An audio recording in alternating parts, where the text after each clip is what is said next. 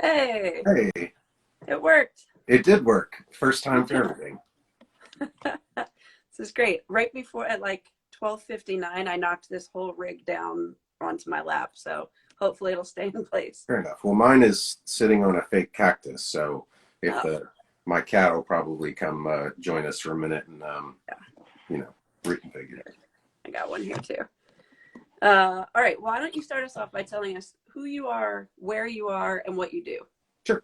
So my name is Joshua Black Wilkins, and I live in Nashville, Tennessee, and I am a full-time freelance photographer and basically retired musician after 25 years. Yeah, and that's pretty recent news, right? Yeah, I retired in December. I'd finished up one last tour, and I decided last summer that for various reasons that it was time for me to put that chapter of my life to rest, and for mental and psychological reasons, it was something I needed to do. And well, I was going to say to focus on photography full time, but that sounds like a really awful pun. Yeah, it especially now.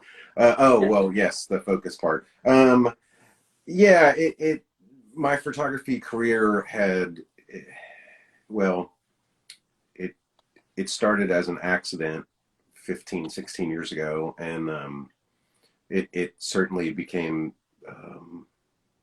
something the IRS wanted me to continue doing, and and honestly, I found legitimate success with my photography that without having to kind of play too many games. The music industry is um, it, it's a very difficult place to be, even when things are going well, Mm-hmm. uh, and I've just never been a very competitive person. Not since I was a child, and especially not at 41 years old. Yeah. Well, you play a big role in the music community, though, still with your photography. So you haven't left that world, just focusing on a different medium. Yeah, I haven't left that world at all. In fact, well, obviously up until recently, um, I think I was able to be involved um, in a much bigger way, because I was in recent years, certainly in the past 5, 6 years, um, there was a lot of tours that I had to cut short, because while I was out on the road, I was offered a really really big photo shoot. I also work in the TV and movie industry, and a lot of those jobs, we have 3 to 5 days heads up that I need to be somewhere else, and um, it was very difficult at first for me to cancel shows, because I had always told myself that music came first. And but in the past 2 years, I bought my first house, and I have a you know, truck that I would like to not have repossessed, and um, I had to make some difficult financial decisions, and eventually I figured out that the best decision would be for me to be able to focus on what people were actually paying me for, because Mm-hmm. people don't really buy much music anymore. And I was in Yeah. the industry, or I thought I was in the industry of selling music, and Oh, it's funny how that works. Well, it, talk to me about how you've been passing the time under these circumstances since we're all forced to be at home. sure. Um, Well, after I realized the severity of this situation, which to me was, I my busiest months are typically March, April, and May. For if you think about summer releases, albums come out in May, June, and July, and that means that the creative side of things, between recording and photography, happens in late winter and early spring. And I had three big TV movie jobs that were booked, and then of course became unbooked. And that was definitely when when the movie industry and music industry shut down. There was a couple of really, really difficult weeks because there was no, playbook for how you, how we're supposed to go about living when our, livelihoods have been taken away. So after I got past the first couple of weeks and started getting more creative on cooking, because 3 months ago I knew how to cook like 2 or 3 things pretty decently, and so I think like most everybody else, I just every single day was kind of a new normal, and I watch a lot of news. I consume a lot of news. So after the first couple of weeks, I definitely realized that I needed to limit how much news I was getting in, because it just wasn't good for me, psychologically. And so since then, I definitely, like a lot of other photographers, had explored what's called FaceTime shoots, and working with subjects and models literally around the world, and trying to be creative,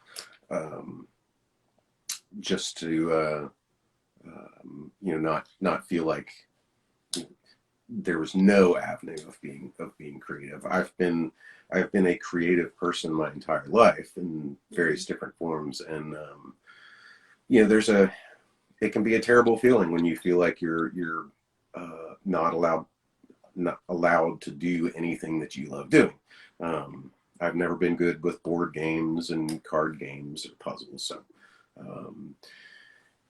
I've been doing a lot of FaceTime shoots, and I have, I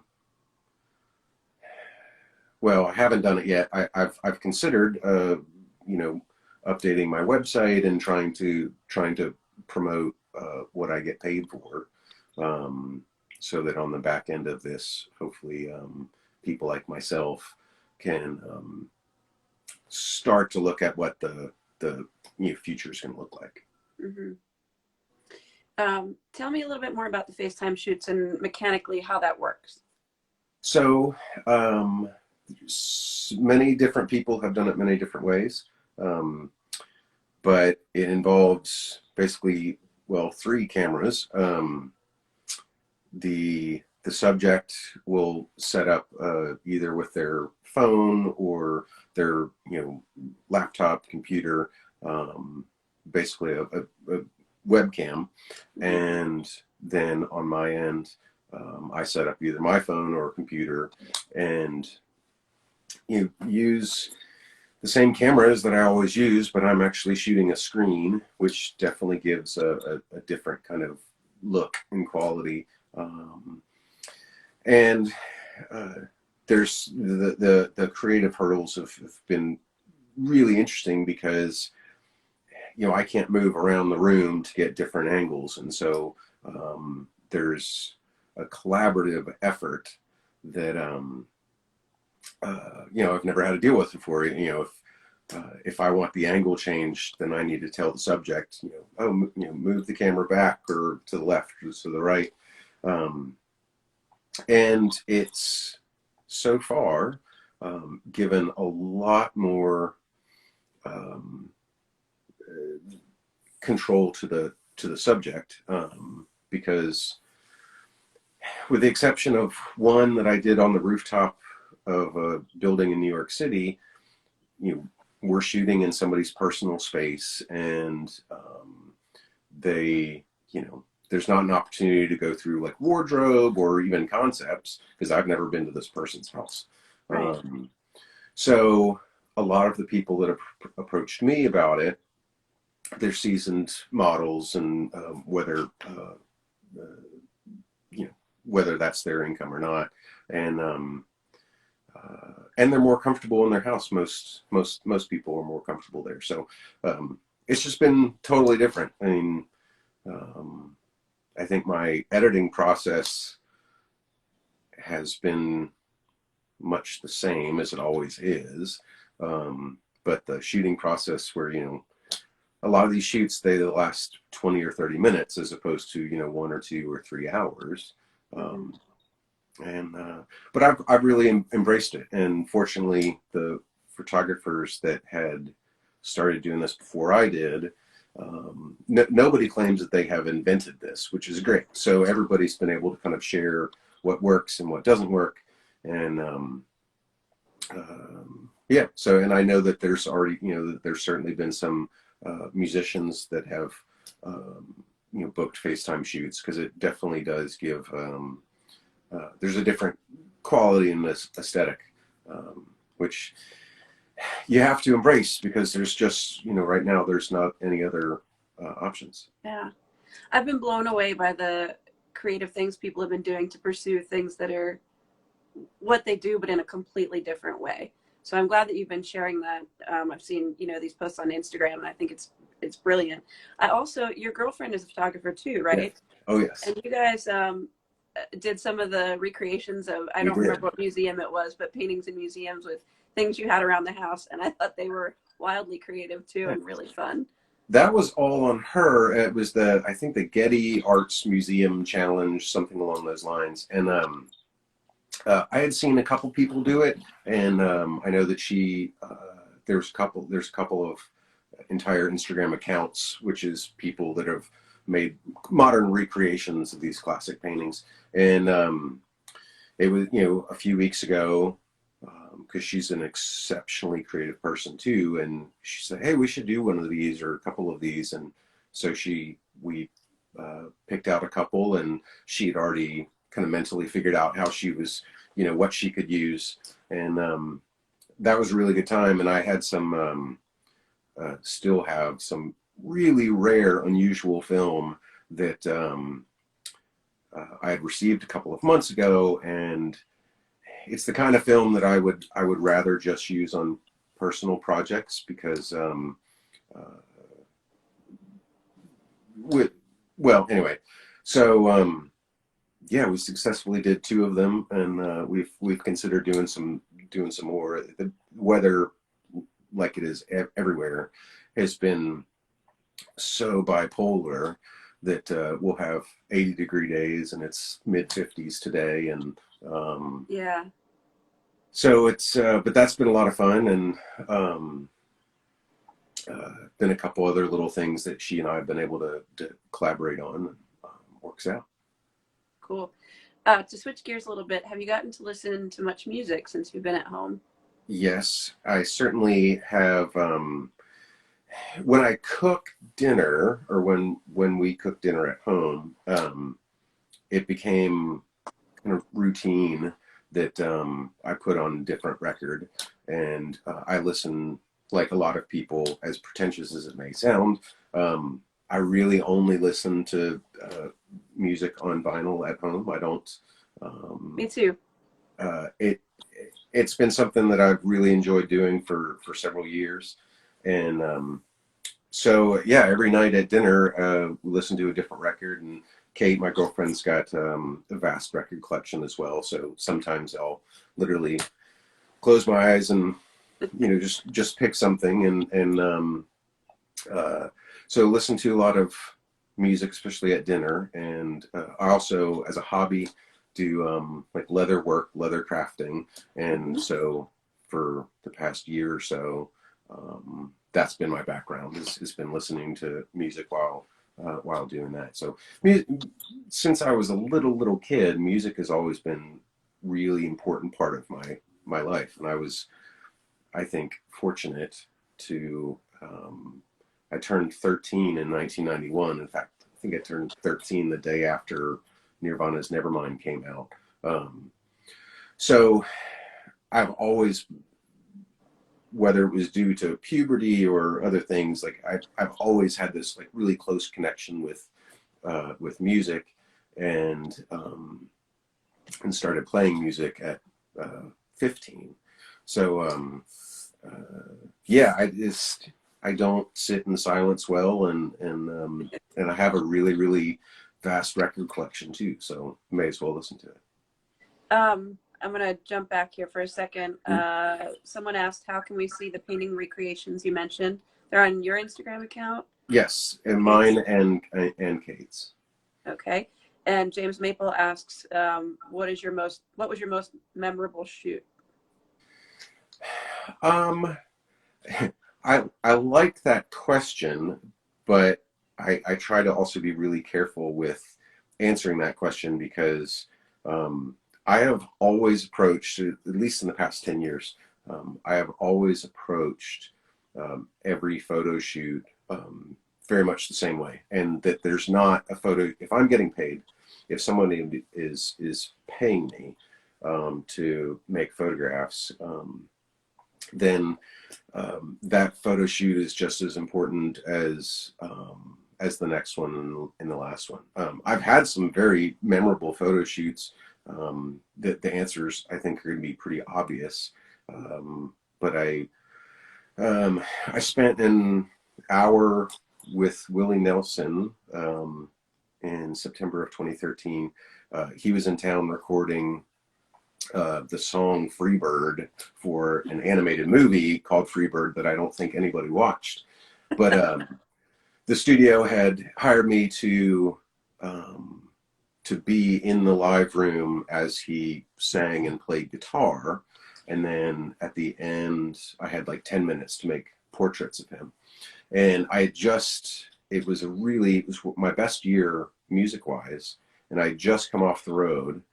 And it was just a really fantastic year. And then to come off the road and immediately spend what felt like 2 minutes and an eternity with Willie Nelson. So that was very memorable. Getting to work with Dr. John was memorable. I've done every single Justin Townes Earl record cover and all of his press and publicity since he was Justin Earl. So, and I have stories that'll go unsaid about all of those jobs too. I'm sure. Yeah.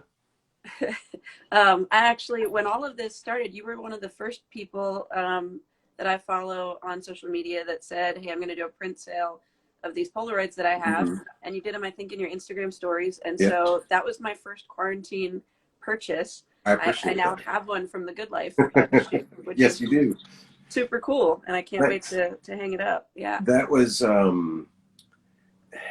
that happened like days before things got real. The country was not shut down at that point, but I had started reading the writing on the wall, and I had just lost, or basically it had been confirmed that I'd lost like $10,000 worth of photo shoots. Oh, wow! And so I was real stressed, and several times over the years, people have said like, "Oh, do you ever sell the original Polaroids?" And they've just been in, boxes in my closet. And I said, "Well, I'll try it." And it was really successful. I had to basically stop, or at least put it on pause for a little bit, because it was an opportunity for me to make some money, and for people to own what I think is really, really unique, because it's one of a kind. But then 2 days, 3 days later, a lot of the people that had